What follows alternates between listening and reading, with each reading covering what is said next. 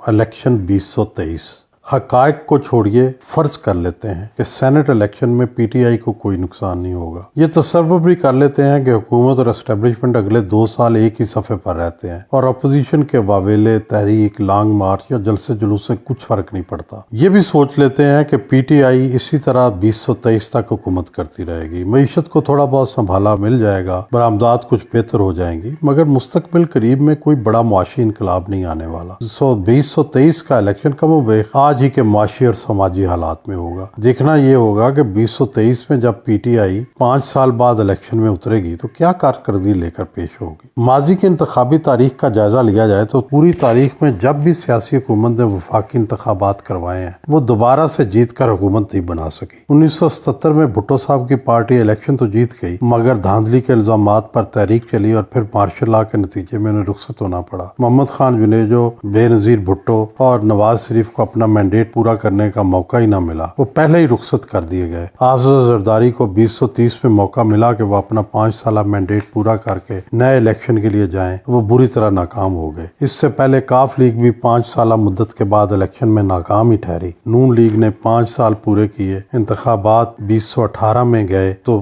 تحریک انصاف اکثریتی پارٹی بن گئی۔ غرضے کے ماضی میں کسی بھی برسر اقتدار پارٹی کے دوبارہ جیتنے کی مثال موجود نہیں ہے۔ تحریک انصاف کے پاس عوام کو دکھانے کے لیے نہ موٹر ویز اور نہ ہائی ویز ہیں اور نہ بجلی یا دوسرے کارخانے، نہ کوئی لمبے چوڑے ترقیاتی منصوبے ہیں اور نہ پانی اور گیس گھر گھر پہنچانے کی کوئی داستان۔ آج آ کے یہی کہا جائے گا کہ ماضی کے قرضے ادا کیے، خراب معیشت کو ٹھیک کیا اور ملک کو سیدھے راستے پر ڈال دیا۔ اس بیانیے پر لوگ کس حد تک یقین کریں گے اور کیا اس وعدے پر دوبارہ اعتماد کا ووٹ دیں گے کہ وہ بے روزگاروں کو روزگار دیں گے، 50 لاکھ گھر بنا کر دیں گے اور ایسا ماحول پیدا کریں گے کہ باہر سے آ کر لوگ پاکستان میں نوکری کریں گے، بیرون ملک پڑے اربوں روپے کے کالے دھن کو واپس لا کر سارا ملک کا قرض اتار دیں گے۔ نعرے، وعدے اور پھر ان پر عمل درآمد نہ کرنا تحریک انصاف کے لیے مشکل کا باعث بنے گا۔ 2.5 سال گزرنے کے باوجود ایسا نہیں لگتا کہ پنجاب کی سوچ تبدیل ہو گئی ہے۔ لاہور اور گجرانوالہ ڈویژن میں مسلم لیگ نون بھاری اکثریت سے جیتی تھی۔ راولپنڈی اور فیصل آباد ڈویژن میں نون لیگ کی کارکردگی خراب رہی۔ راولپنڈی میں تو یوں لگتا ہے کہ پی ٹی آئی کی نظریاتی لہر نے نون لیگ کو مستقل طور پر دبا دیا ہے، لیکن فیصل آباد میں ابھی کشمکش جاری ہے اور ہو سکتا ہے کہ نون لیگ پھر سے سر اٹھائے اور 2030 کے الیکشن میں پی ٹی آئی کا صفایا کر دے، کیونکہ فیصل آباد سے پی ٹی آئی کے جیتنے والے ٹکٹ ہولڈرز بشمول راجہ ریاض،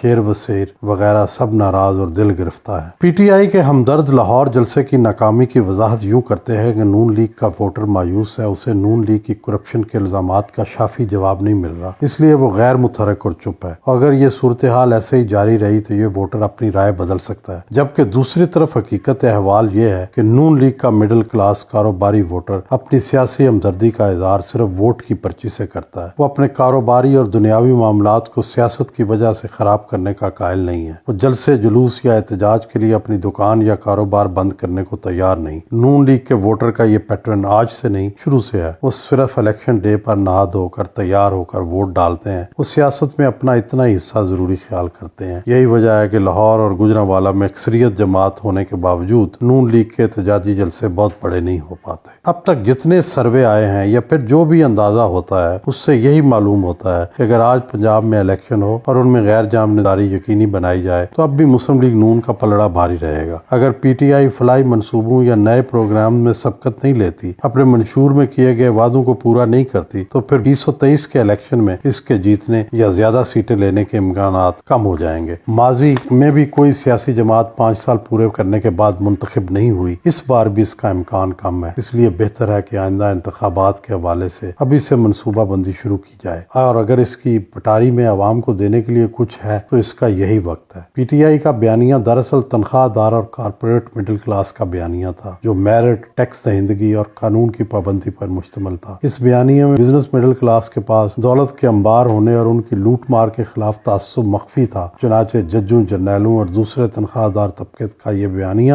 بزنس کلاس کے نمائندگان کو انجام تک پہنچا کے رہا، مگر وقت کے ساتھ ساتھ یہ بیانیہ اب کمزور ہو گیا ہے۔ دوسری طرف بزنس مڈل کلاس کو یہ احساس ہو گیا ہے کہ پی ٹی آئی کا یہ بیانیہ بالآخر بزنس کے لیے منفی ثابت ہو چکا ہے، اور جب تک یہ حکومت موجود ہے بزنس کلاس کے حالات بہتر نہیں ہوں گے۔ پی ٹی آئی اور دوسری جماعتوں کے لیے وقت تیزی سے گزر رہا ہے۔ آج انتہائی آسانی سے یہ پیشین گوئی کی جا سکتی ہے کہ اگلے 10 سال میں پاکستان کی ریاست مکمل طور پر بدل جائے گی، نئے چہرے اور نئے نام آ جائیں گے۔ انسانی زندگی کی حدود میں میری زندگی بھی محدود ہے اور اہل سیاست کی زندگی بھی۔ عمران خان 68 سال کے ہیں اور نواز شریف 71 سال کے۔ 2023 کے الیکشن میں عمران خان 70 سال کے ہوں گے اور نواز شریف 72 سال کے۔ دونوں لیڈروں نے اپنی پارٹی کے اندر کوئی ایسا میکانزم نہیں بنایا جو ایک مستقل بندوبست ہو اور ان کی عدم موجودگی میں اس سسٹم سے فائدہ اٹھایا جا سکے۔ اس لیے ہم ہو نہ ہو اگلے 8-9 سال میں نئے سیاسی چیلنج ہوں گے، نئے سیاسی لیڈر ہوں گے، نئے سیاسی بیانیے ہوں گے، اور اس ساتھ ہی ساتھ ملک کو چلانے کے لیے پہلے سے بہتر اور اچھے پروگرام اور منشور بھی سامنے آئیں گے۔ یہ الگ بات ہے کہ 2023 کا جو الیکشن پی ٹی آئی اور نون لیگ کے درمیان ہوگا، اس فیصلہ کن جنگ کے بعد سیاست نیا رخ اختیار کرے گی۔ پیپلز پارٹی 2023 میں سندھ سے باہر نکل کر پنجاب میں بھرپور سیاست کرتی دکھائی نہیں دیتی۔ فرض کریں کہ پی ڈی ایم انتخابی اتحاد کی شکل اختیار کر لیتا ہے اور 2023 کے الیکشن میں ساری جماعتیں مل کر پی ٹی آئی کے مقابلے میں اترتی ہیں، تو پھر یہ ایک مارکۃ الآراء انتخاب ہوگا۔